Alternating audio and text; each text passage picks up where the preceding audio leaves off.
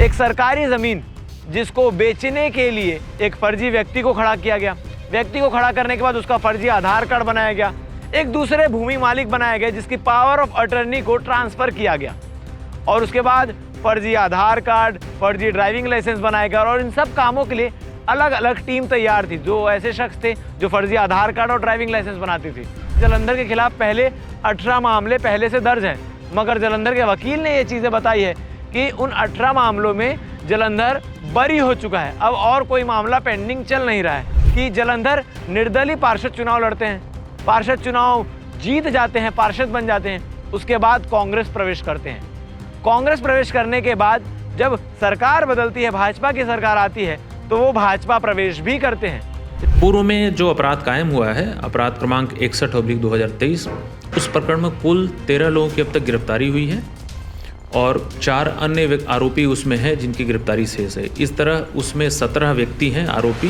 किसी भी ज़मीन की खरीदी बिक्री करने में जितने भी डॉक्यूमेंट्स का प्रयोग किया जाता है या जितने भी डॉक्यूमेंट्स लगते हैं, चाहे वो आधार कार्ड हो, ड्राइविंग लाइसेंस हो, पहचान पत्र के रूप में कोई और कार्ड हो या फिर ऋण पुस्तिका हो, इस मामले में सारी की सारी चीज़ें फर्जी, सारी की सारी चीज़ें नकली।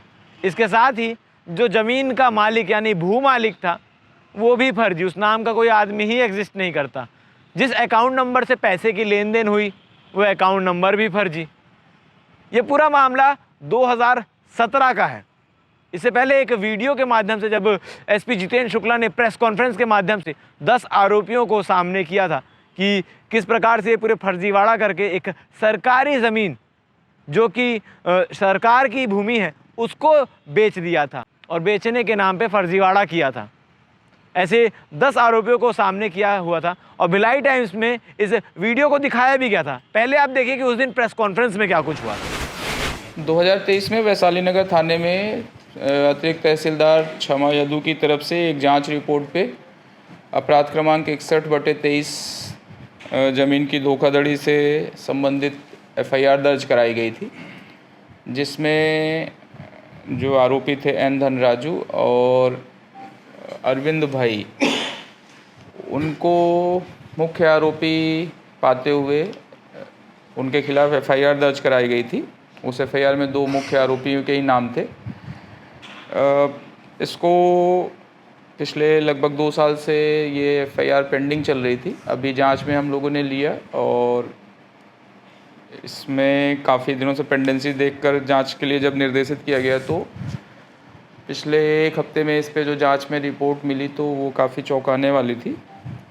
और अभी जो निकल कर आया है वो ये निकल कर आया है कि एन धनराजू और एक और व्यक्ति थे उनके साथ, संतोष नाथ उर्फ जलंधर, उन दोनों ने मिलकर 2017 में एक फर्जी आदमी खड़ा कराया। इस पूरे मामले में मुख्य आरोपी पार्षद जलंधर सिंह को कल पुलिस ने गिरफ्तार कर लिया है। इस पूरे मामले में आपको बता दूं कि पार्षद पति धनराजू, वार्ड पार्षद जलंधर सिंह, इनकी भी संलिप्तता है और संलिप्तता ही नहीं, मुख्य भूमिका बताई जा रही है। क्या कुछ पूरा मामला है आपको तफ्तीश से बताते हैं। दरअसल आपको बता दूं कि एक सरकारी ज़मीन जिसको बेचने के लिए एक फर्जी व्यक्ति को खड़ा किया गया। व्यक्ति को खड़ा करने के बाद उसका फर्जी आधार कार्ड बनाया गया।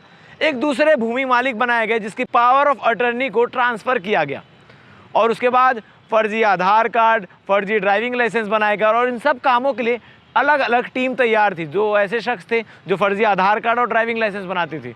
2 शख्स ऐसे थे जो फर्जी ऋण पुस्तिका बनाते थे और उस ऋण पुस्तिका के आधार पर लोगों को कोर्ट से बेल भी दिलाने का काम करते थे उस फर्जी ऋण पुस्तिका को रख कर। और इसके साथ ही एक ऐसा शख्स था जो उन फर्जी ऋण पुस्तिका में हस्ताक्षर करता था और इन सारे सिंडिकेट का जो मास्टरमाइंड था वो जलंधर था। आपको बता दें कि जलंधर निर्दलीय पार्षद चुनाव लड़ते हैं, पार्षद चुनाव जीत जाते हैं, पार्षद बन जाते हैं, उसके बाद कांग्रेस प्रवेश करते हैं। कांग्रेस प्रवेश करने के बाद जब सरकार बदलती है, भाजपा की सरकार आती है, तो वो भाजपा प्रवेश भी करते हैं। इससे साफ स्पष्ट है कि सत्ता के साथ चलने वाले जलंधर इस प्रकार के कृत्य को अंजाम दे रहे थे। क्या पता इस प्रकार के कृत्य के चलते ही सत्ता के साथ चलने को तैयार थे कि इनको कुछ संरक्षण मिल जाए। मगर संरक्षण मिला नहीं। पुलिस ने अपनी कार्रवाई की और जलंधर को गिरफ्तार किया। आपको बता दें कि इस ज़मीन से जुड़े मामले में 2 अलग अलग प्रकरण बनाए गए, जिसमें से एक प्रकरण में जलंधर ने अग्रिम बेल भी ले ली थी, मगर दूसरे प्रकरण में उसे बेल नहीं मिली। वहीं धनराजू जो हैं, उन्होंने दोनों प्रकरण में अग्रिम बेल ले चुका है, उनको दोनों प्रकरण में अग्रिम बेल मिल चुका है। इस पूरे मामले को लेकर जो पहला प्रकरण था उसमें लगभग 17 जो है वो आरोपी हैं, जिसमें से 13 आरोपी पुलिस की गिरफ्त में है, 4 अभी भी फरार हैं। और जो दूसरा प्रकरण है उसमें 11 आरोपी हैं, जिसमें से 10 पहले ही गिरफ्तार हो चुके हैं और एक जो है यानी जलंधर वो फरार चल रहा था, उसको दुर्ग पुलिस ने कल गिरफ्तार कर लिया। अब इस मामले में आगे क्या कुछ चीज़ें निकल कर सामने आती है, आपको बता दें कि जो हाई कोर्ट का फैसला आया उस फैसले के मुताबिक उसमें जो तमाम चीज़ें लिखी हुई है उसमें ये बात भी साफ तौर पर उल्लेख है कि जलंधर के खिलाफ पहले 18 मामले पहले से दर्ज हैं, मगर जलंधर के वकील ने ये चीज़ें बताई है कि उन 18 मामलों में जलंधर बरी हो चुका है, अब और कोई मामला पेंडिंग चल नहीं रहा है।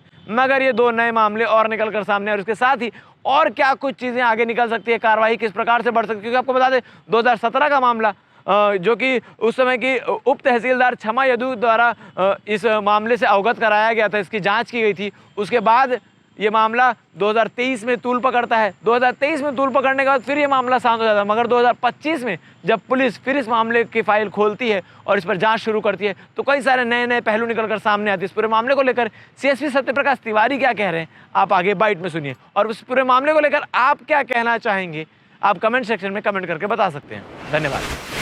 देखिए, थाना वैशाली नगर में शासकीय भूमि थी उद्योग विभाग की। उस भूमि की अफरा तफरी करने और फर्जी पेपर उसमें तैयार करके और उस भूमि को अलग अलग 9 लोगों के नाम से रजिस्ट्री कराने के संबंध में पूर्व में एक अपराध कायम किया गया था अतिरिक्त तहसीलदार की रिपोर्ट पर, जिसका अपराध क्रमांक 61/2023 है। उस प्रकरण में पार्षद जलंधर उर्फ संतोषनाथ, पार्षद पति N धनराजू और अन्य आरोपी थे। उक्त प्रकरण में N धनराजू और जलंधर दोनों माननीय न्यायालय से अग्रिम जमानत पे थे।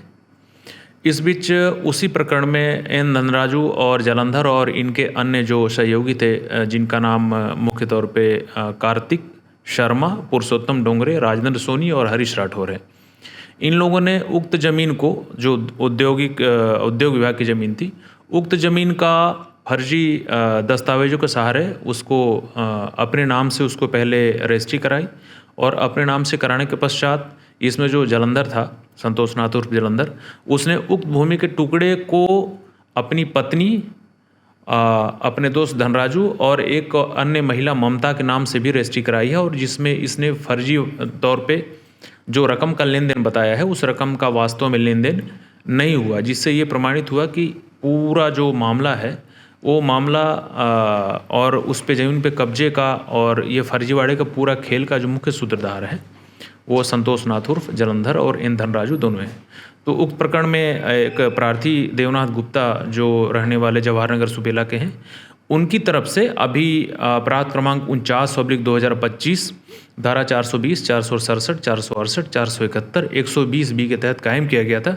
प्रकरण की विवेचना के दौरान पर्याप्त साक्ष्य मिलने पर यह संतोषनाथ उर्फ जलंधर की गिरफ्तारी की गई है और गिरफ्तारी किया जाकर इसको न्यायिक रिमांड पर जेल भेजा गया। इसकी गिरफ्तारी वैशाली नगर क्षेत्र से ही की गई है, वहीं पे इसको पकड़ा गया था। देखिए, ये खसरा नंबर 5206 और 5206 और 5207, ये लगभग 19,000 स्क्वायर फीट ज़मीन थी। वो ज़मीन शासकीय थी और पड़त थी वहाँ पे। उस ज़मीन के बाजू में ही एक अन्य व्यक्ति की ज़मीन थी जिसका बटांकन नहीं हुआ था।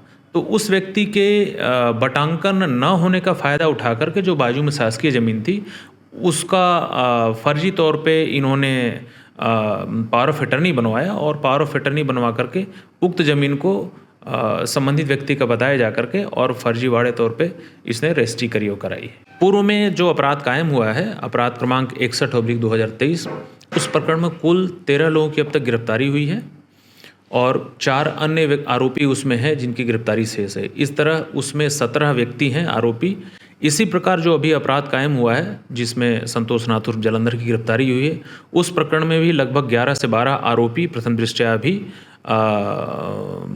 पाए गए हैं और सभी की उन प्रकरणों में गिरफ्तारी होगी। और इस प्रकरण में जो भी फर्जी दस्तावेज तैयार किया गया है संतोष साहू के द्वारा, फर्जी इसमें ड्राइविंग लाइसेंस, फर्जी आधार कार्ड, फर्जी ऋण पुस्तिका इत्यादि तैयार किया गया अन्य व्यक्तियों के सहयोग से, वो सभी व्यक्ति वर्तमान में पूर्व प्रकरण में गिरफ्तार किए जा करके जेल में हैं और उनकी इस प्रकरण में पुलिस रिमांड लिया जा करके और उनसे पूछताछ कर इसमें उनकी गिरफ्तारी सुनिश्चित की जाएगी।